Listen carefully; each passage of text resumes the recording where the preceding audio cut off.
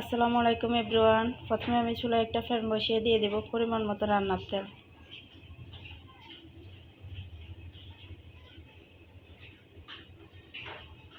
আমার তেলটা গরম হয়ে গেছে। এবার আমি দিয়ে দেব পরিমাণ মতো পেঁয়াজ কুচি, 2-3 পিস কাঁচামরিচ।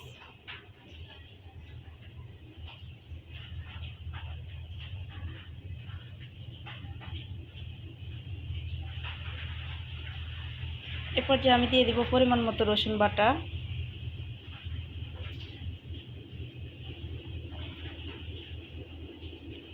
এরপর যে আমি দিয়ে দেব চিংড়ি শুটকি। আমি শুটকিটা একটু ভেজে নেব।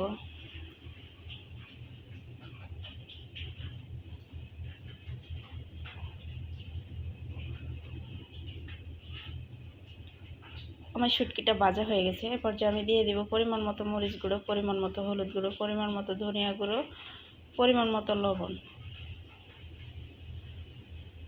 আমার সবগুলো উপকরণ দেওয়া হয়ে গেলে এরপর যে আমি একটু পানি দিয়ে দেব।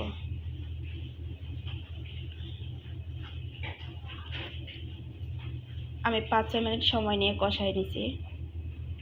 এরপর যে আমি দিয়ে দিব বেগুনগুলো। আমি আগে থেকে বেগুন কেটে রেখেছি।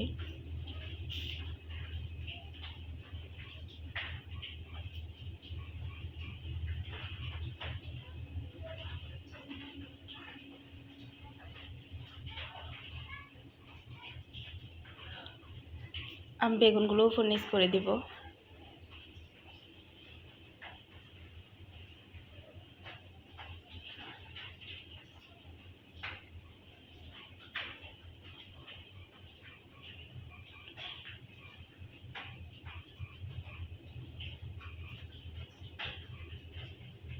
বেগুনগুলো ঠিক এমন হয়ে আসলে আমি দিয়ে দিব পরিমাণ মতো পানি।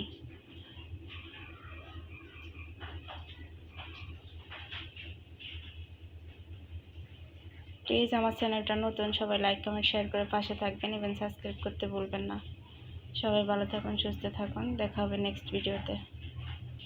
আল্লাহ হাফেজ।